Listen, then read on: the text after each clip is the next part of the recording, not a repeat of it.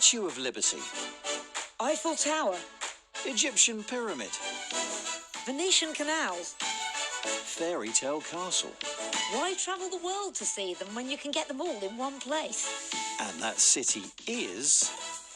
Las Vegas! It's such a bizarre place, isn't it? Yes, this is where people come to gamble, shop, eat, party and... Geek out! That's because, as well as the hotels, is this, the massive Las Vegas Convention Center, where at the start of each new year, the latest tech trends are laid bare. Yeah, January in Vegas means CES, the Consumer Electronics Show. It is big, it's flashy, it's over the top. I can't think why they hold it here.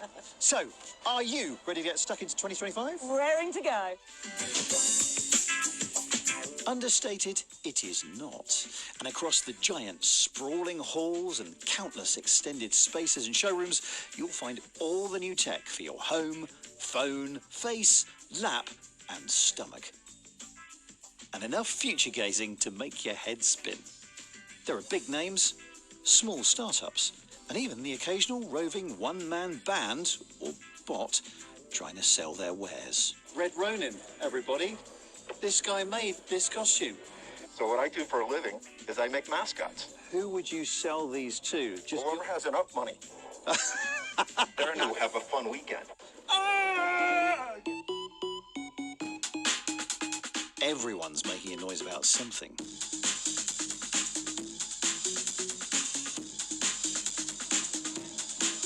CES is an assault on the senses. It really is. And it can be hard to know which way to look to find the next big thing, especially seeing as that big thing could actually be quite small. Here it is. NVIDIA's mini AI supercomputer was the talk of the show. We'll have more later on the company whose involvement in AI has taken it a long way from its roots in video games. Talking of which, let's play. Thank you. There's plenty of new gaming gear here, and I have to say, few things sum up CES better than two blokes in suits in a VR simulator. For the serious gamer and the serious streamer, there are plenty of setups to salivate over. Yeah, it's just like my setup at home. For those who don't want to sit still, well, there's the GTM gaming rig, which I think you'll need a fair bit of room in your house for. What's amazing is I'm not actually feeling particularly motion sick. That being said, I'm glad I had such a light Las Vegas breakfast this morning. And then there's the Roto VR chair, which may definitely put you in a spin. Yeah! I'm Iron Man. So the idea is, as I turn my head, my body follows, which is something you don't get in normal VR, where your body can feel that you're just sitting still, and therefore you can feel a bit motion sick. And for those who want to feel even more, why not strap yourself into one of these? I'm wearing the Tact Suit Pro. It's a tactile suit. Basically, I can feel what happens in the game through vibrations here, and also in these tacked sleeves and on the visor, which means apparently if I get hit in the head, I'll know about it. Yeah, I can feel that in my face.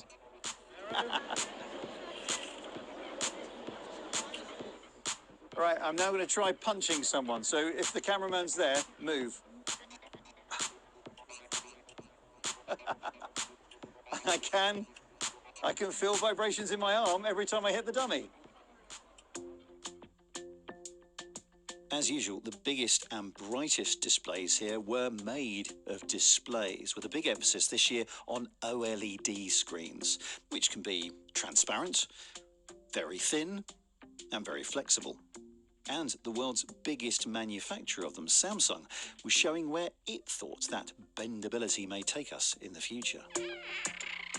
Oh, and if you're worried that those foldable screens may be less robust than the normal solid displays, well, OLED Dog here is putting his foot down and saying, no, they're very stompable, thank you.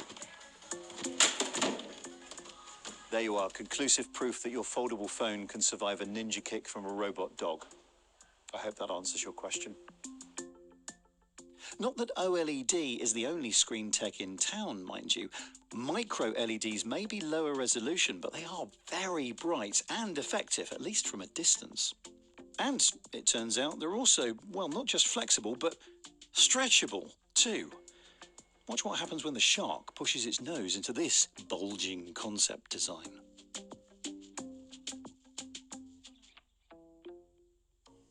A shark jumping out of your TV? Do you really think that'll catch on? Yeah, you may be right, but I was told the same technology could actually be used to make physical buttons pop up on your smartphone so you can feel what you're pressing. More useful and less stressful than a shark attacking your living room, although there's plenty of tech on the show floor to keep track of those stress levels. Ooh, nice link to your bit there.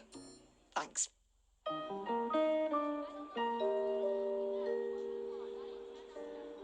Every year at CES, health tech is absolutely massive.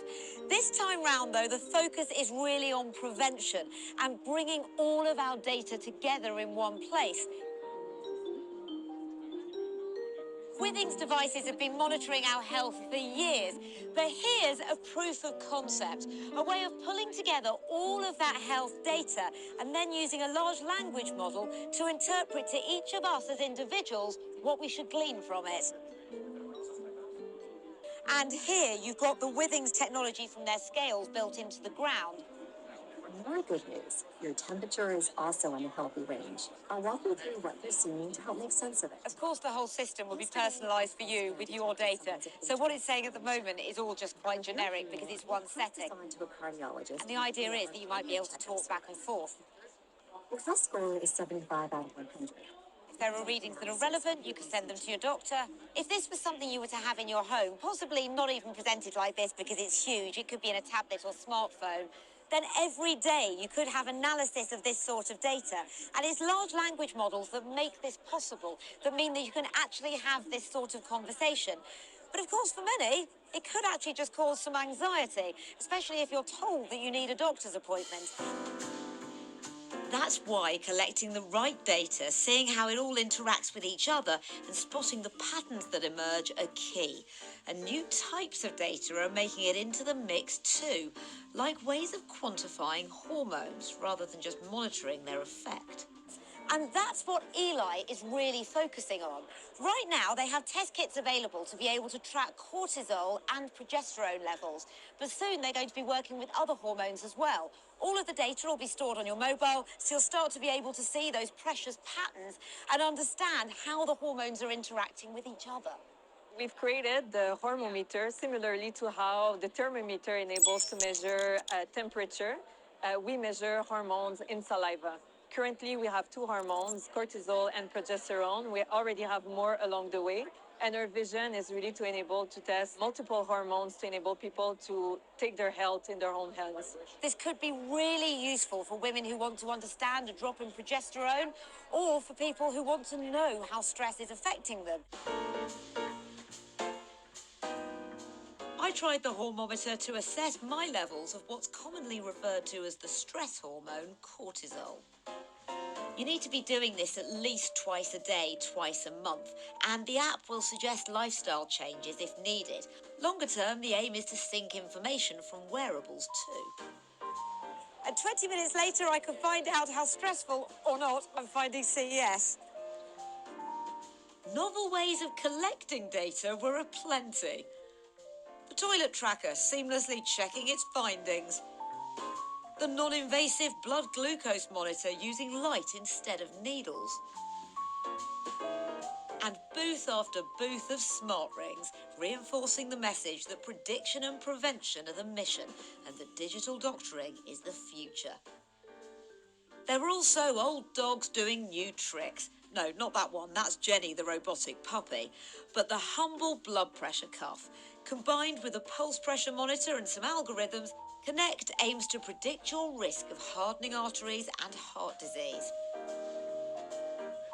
There's been a lot of talk of menopause and perimenopause recently, but most tracking that can be done involves just logging how you're feeling.